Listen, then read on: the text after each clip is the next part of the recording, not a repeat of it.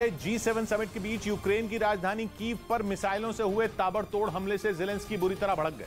उन्होंने दावा किया कि हमलों को अंजाम देने वाले रूस के किसी भी पायलट को बख्शा नहीं जाएगा, क्योंकि रूस की तरफ से यूक्रेन की राजधानी कीव पर रविवार की सुबह जो हमला किया गया उसने लोगों को दहला कर रख दिया। बताया गया कि इस हमले में रूसी सेना ने कीव पर 14 मिसाइलें दागी। पुतिन की सेना की तरफ से दागी गई मिसाइल ने एक इमारत को भी निशाना बनाया। हमले के बाद 9 मंजिला इमारत की ऊपर की 3 मंजिलें पूरी तरह तहस नहस हो गईं। वहां रह रहे लोग इमारत के अंदर ही फंस गए। मिसाइल हमले की खबर मिलते ही रेस्क्यू टीम वहां पहुंची और उन्होंने राहत बचाव का काम शुरू किया। हमले में घायल हुए लोगों को निकाला जाने लगा। लेकिन कीव पर हुए इस हमले में इमारत इतनी बुरी तरह टूट फूट गई थी कि वहां से लोगों को निकाल पाना भी आसान नहीं था। हालांकि रेस्क्यू टीम के सदस्यों ने लोगों की जान बचाने में अपनी पूरी ताकत लगा दी और मिसाइल के हमलों से बर्बाद हुई इमारत के मलबे से लोगों को निकालने का काम जारी रखा। बताया गया कि हाल के दिनों में कीव पर बोला गया ये सबसे भीषण हमला था। दावे के मुताबिक 5 जून के बाद से ही पुतिन ने कीव को टारगेट नहीं किया था, लेकिन 20 दिनों बाद उनकी सेना ने अपनी मिसाइलों का रुख कीव की तरफ मोड़ दिया। मिसाइलों के धमाकों से शहर थर्रा उठा। शहर में हमले के अलर्ट वाले सायरन बजने शुरू हो गए। दावा किया गया कि कुछ ही समय में रूसी सेना ने कीव पर 14 मिसाइलें बरसा दी और मिसाइल हमले की चपेट में एक इमारत भी आ गई। हमला इतना भयंकर था कि इमारत के मलबे से आसपास मौजूद कारें ढक गईं। वहां आसपास के बड़े इलाके में मौजूद लोग सहम गए, क्योंकि रूस के जोरदार हमले ने एक बार फिर कीव के लोगों में यह डर बैठा दिया कि आने वाले दिनों में भी अब उसके निशाने पर राजधानी ही होगी। जबकि इस हमले के बाद यूक्रेन के राष्ट्रपति ज़ेलेंस्की बुरी तरह भड़क गए और उन्होंने दावा किया कि इस हमले में शामिल रूस के लड़ाकू विमानों के किसी भी पायलट को बख्शा नहीं जाएगा। उन्होंने फिर यह आरोप लगाया कि यूक्रेन को झुकाने के लिए पुतिन की सेना वहां के रिहायशी इलाकों को निशाना बना रही है। हालांकि उन्होंने पुतिन को चुनौती देते हुए दावा किया कि रूस की सेना अपनी इन चालों से जंग में यूक्रेन के सैनिकों को झुका नहीं सकती।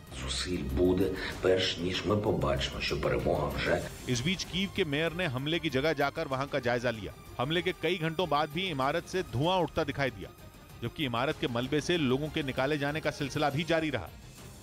इस बीच एक बड़ा सवाल खड़ा हुआ कि आखिर 20 दिन बाद अचानक पुतिन की आंखें कीव की तरफ कैसे टेढ़ी हों? ऐसा क्या हुआ कि पुतिन ने अपनी सेना को कीव पर ताबड़तोड़ हमले का आदेश दे दिया? तो पुतिन के इस गुस्से का राज छिपा है इन तस्वीरों में।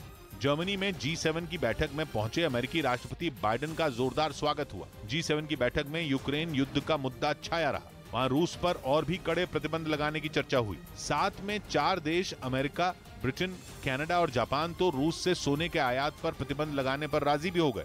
माना जा रहा है कि पुतिन ने कीव पर हमला करके G7 की बैठक में शामिल अमेरिका जैसे देशों को ही संदेश दिया कि यूक्रेन की जंग में वो किसी भी कीमत पर पीछे नहीं हटेंगे। पुतिन पहले भी कई बार कह चुके हैं कि पश्चिमी देशों के लगाए गए प्रतिबंध या फिर यूक्रेन को की गई उनकी मदद का रूस पर कोई असर होने वाला नहीं है। हालांकि G7 के मंच से ही बाइडेन ने कीव पर हुए हमले को रूस की बर्बरता करार देते हुए सभी देशों से उसके खिलाफ एकजुट रहने की अपील की। वहीं यूक्रेन ने कीव पर हुए हमले के बाद पश्चिमी देशों से और हथियारों की मांग की।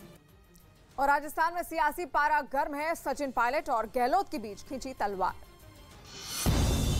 राजस्थान कांग्रेस में फिर खिंची पायलट और गहलोत में तलवार। पायलट ने राहुल गांधी से मिली तारीफ का किया जिक्र, कहा मेरे सब्र की तारीफ से क्यों परेशान है सीएम गहलोत। कांग्रेस नेता आचार्य प्रमोद कृष्णन का इशारों ही इशारों में सीएम अशोक गहलोत पर निशाना, कहा अब वक्त आ चुका है कि बुजुर्गों को सत्ता युवाओं को सौंप देनी चाहिए। एक्टर जैकलीन फर्नांडिस से ईडी ने की पूछताछ, ठग सुकेश चंद्रशेखर से जुड़ा है मामला। इधर पाकिस्तान के पूर्व प्रधानमंत्री इमरान खान की जान पर खतरे की अफवाहों के बीच खबर है कि उनकी जासूसी के लिए इमरान के बेडरूम को हथियार बनाने की कोशिश की गई। इस्लाम के जिस बानीगला इलाके में इमरान खान का घर है, आरोप है कि वहां के एक कर्मचारी ने उनके बेडरूम में जासूसी उपकरण लगाने की कोशिश की, जिसके लिए उसने सही मौके का इंतजार किया और जैसे ही उसे वो मौका मिला वो उनके बेडरूम में पहुंच गया। बहाना था कमरे की साफ सफाई का, लेकिन बताया जा रहा है कि ये सफाई कुछ ऐसी थी जिसमें इमरान खान के हर पल की खबर दूर बैठे उस शख्स को मिलती रहती जो उस कर्मचारी के जरिए जासूसी की फिराक में था। आरोप है कि इमरान खान की जासूसी के लिए उनके कमरे में एक डिवाइस लगाई जा रही थी। कहा जा रहा है कि वहां के एक दूसरे कर्मचारी ने उसे ऐसा करते पकड़ लिया और इसकी सूचना पुलिस को दे दी, जिसके बाद पुलिस ने आरोपी कर्मचारी को गिरफ्तार कर लिया और उसके खिलाफ एफआईआर दर्ज कर ली। लेकिन सबके जहन में यह बात खटकनी शुरू हो गई कि आखिर इमरान खान की जासूसी के पीछे किसका हाथ हो सकता है।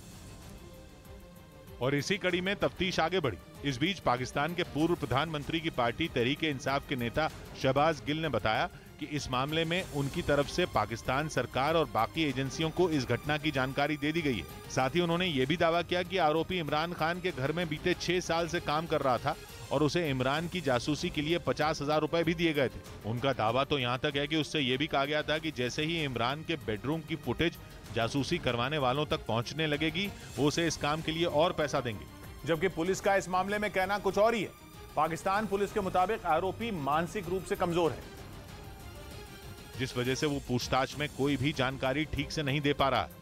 पुलिस ने दावा किया है कि आरोपी इमरान खान की जासूसी के मामले को लेकर कुछ भी ठीक से बोल नहीं पा रहा, इसलिए पुलिस उसका मेडिकल टेस्ट कराने जा रही है। साथ ही पुलिस का यह भी कहना है कि आरोपी को उसे सौंपते वक्त जासूसी का कोई सबूत उनके सामने नहीं रखा गया। ऐसे में पाकिस्तान के पूर्व गृह मंत्री शेख रशीद अहमद ने दावा किया कि इमरान खान की जान पर खतरा बरकरार है, जबकि पाकिस्तान के गृह मंत्री राणा सलाउल्लाह ने इमरान खान की जान पर खतरे के दावों को खारिज कर दिया। साथ ही ये सफाई दी कि इमरान की सुरक्षा पर सरकार पूरी तरह गंभीर है। और पाकिस्तान की सबसे बड़ी राजनीतिक पार्टी तहरीक-ए-इंसाफ के अध्यक्ष की सुरक्षा में कोताही नहीं बरती जा रही, जबकि इमरान खान की पार्टी की तरफ से लगातार ये आरोप लग रहे हैं कि पाकिस्तान सरकार उन्हें सुरक्षा नहीं देना चाहती, जिसका नतीजा ये रहा कि बीते दिनों में भी इमरान खान की हत्या की साजिश रची गई थी। उनका दावा है कि खतरे के बादल अब भी उनके ऊपर से छटे नहीं हैं। इस साल अप्रैल में इमरान खान विश्वास मत हारने के बाद सत्ता से बेदखल हो गए थे, जिसके बाद से उनकी जान खतरे में होने के आरोप लगने शुरू हो गए। उद्धव ठाकरे ने बागी मंत्रियों पर बड़ी कार्रवाई की। महाराष्ट्र सरकार ने एकनाथ शिंदे और उनके साथ गुवाहाटी गए सभी मंत्रियों के विभाग छीन लिए।